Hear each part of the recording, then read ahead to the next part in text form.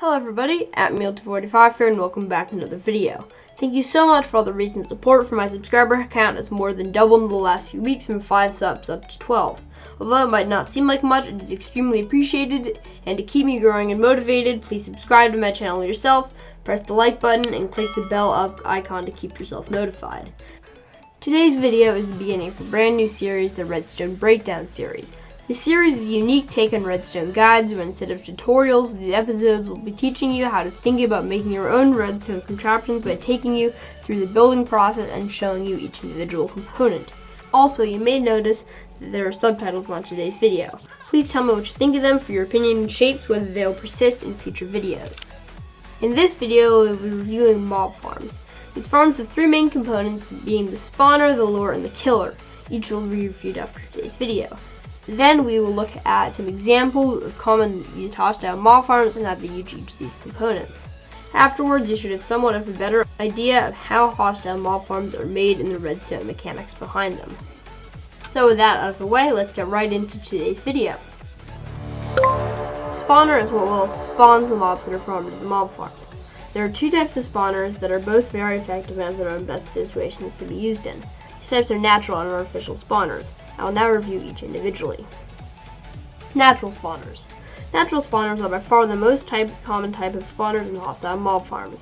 The way these work is literally by spawning mobs on blocks based on their spawning mechanics. For example, creating dark spaces with trapdoors in the ceiling of the top block is used to spawn creepers in creeper farms, for only creepers and spiders spawn under these conditions, or covering nether fortresses with wither roses so only wither skeletons can spawn in that area. There are many such exploitable mechanics, such as only zombified piglins spawning in magma blocks with 2 blocks or less above them, or that only endermen naturally spawn in the enderman, shulkers and the ender dragon generate instead. In addition to this, certain structures such as pillager outposts, ocean monuments, and nether fortresses either only spawn certain types of mobs or certain types of mobs in especially quantities within the radii. If you want to create an effective mob farm, it is a good idea to research the unique spawning behavior of the desired mob to farm before designing or building the farm. With that out of the way, let's move on to artificial spawners. Artificial spawners are a bit more complicated.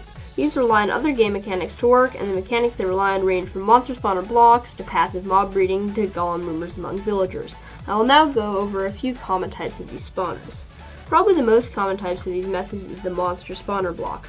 The mobs that I can think of that can be spawned with these unobtainable blocks are spiders, skeletons, and zombies in dungeons, just spiders in woodland mansions, cave spiders in mineshafts, silverfish in strongholds, blazes in nether fortresses, and magma cubes in bastions.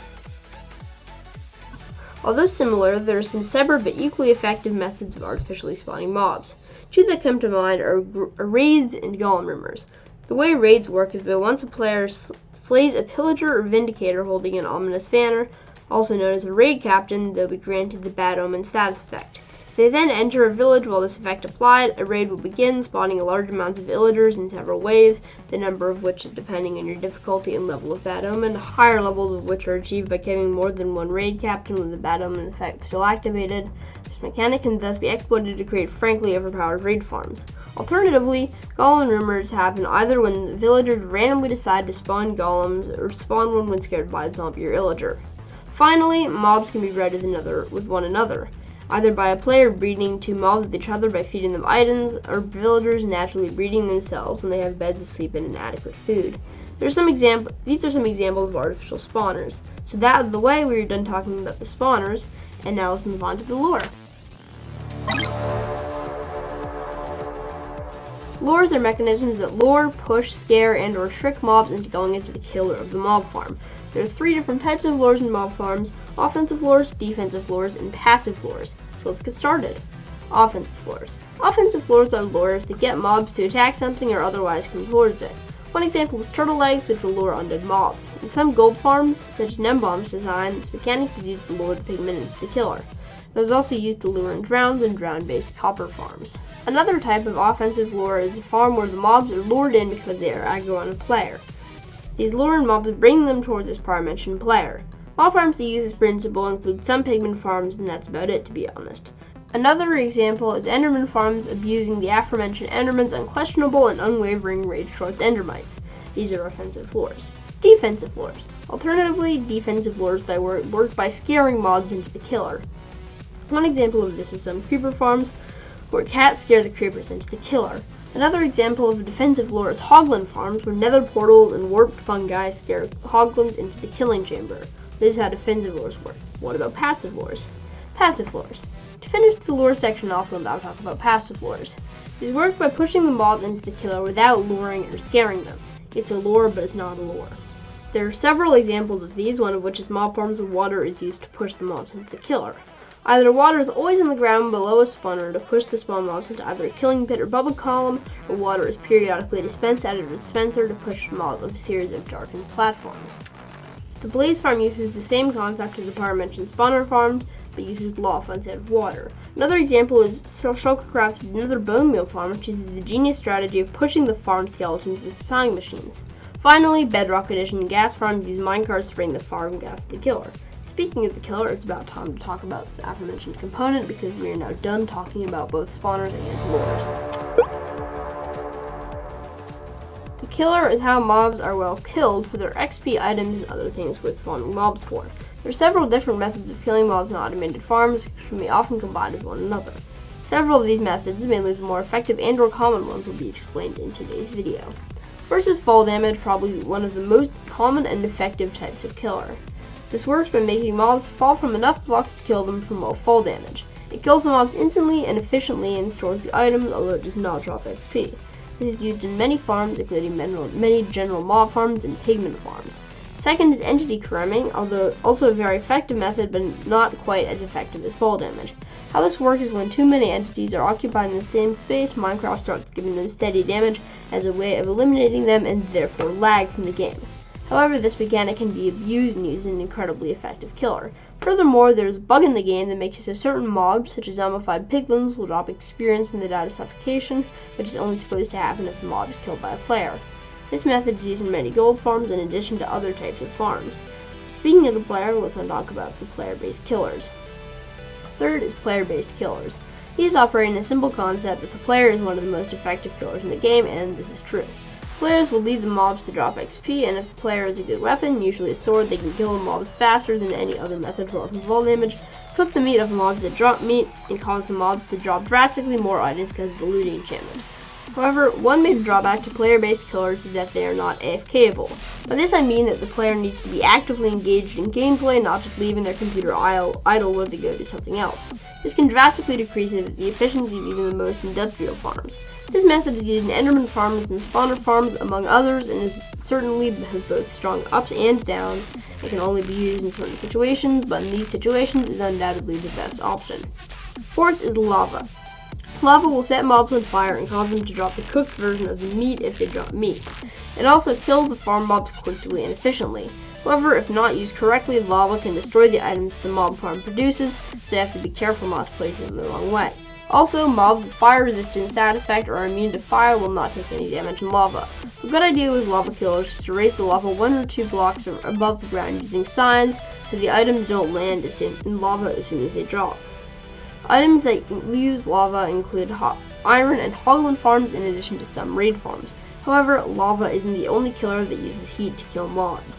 Finally, we have magma blocks and campfires. I've decided to group these together because of their similarity. Both make mobs that stand on them take damage repeatedly until either they die or walk off the hot blocks. However, similarly to with lava, a potion of fire resistance will cancel out the damage. Although they are not as fast as lava in killing the mobs, there is no chance that the items that will drop will be destroyed. This method is used in some general mob or creeper farms and not much else, and for good reason, for I would personally not recommend this method because of its lack of efficiency and the fact that it does not kill witches who will linger and take up the mob cap if the player remains AFK. We will now be looking at 2 well-known examples of mob farms and how they use each component reviewed today. Example 1, Shulkercraft Enderman XP Farm. Shulkercraft are an amazing duo of redstone geniuses who have designed many of the most efficient automatic and semi-automatic redstone farms in Minecraft. One of their most popular farms is their Enderman Base XP farm. This is the farm we'll be reviewing today. Here you can see the spawner component of the farm. Only Endermen spawn in the end dimension where the Ender Dragon is generated, then can be summoned by the player after its defeat, and the shulkers are also generated. Endermen can spawn in any full block that is light level or 7 or below, which the end naturally is in, even though it might not seem like it, so long as there is at least 3 blocks of vertical space above the spawning surface. Thus, to create a proper spawner, all you need to do is create a flat platform out of a junk block such as cobblestone, netherrack, or dirt. However, due to Minecraft mob cap, you will need the most endermen if you are out of spawning distance, usually 128 blocks away or more, from all other land masses. Tunnels or paths to the farm must be either made out of non-full blocks or covered in water. Here you can see the lure mechanism of the farm. As you can see, this lure is of the defensive variety. A renamed endermite is in a minecart and the enderman within range wants to kill it. However, due to the carpet on top of the minecart as well as the common trapdoor trick, they will fall into the killing chamber. In the killing chamber, the endermen are first gotten down to half a heart of health via fall damage, then are killed by a player en masse for large quantities of experience. Because of blocks within range of the teleportation either of less than 3 blocks of vertical space above them, or a non-full block or of water on top of them, they cannot teleport away from the player.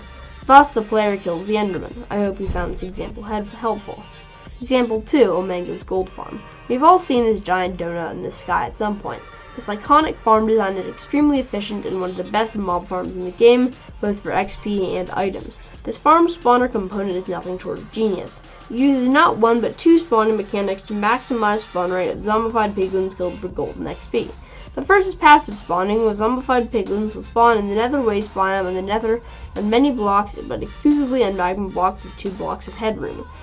The second is group spawning, where they spawn more of their kind when they are aggro on the player. The lure of this farm is the player. Being aggro on this aforementioned player lures him into the killer. The lure is as simple as that.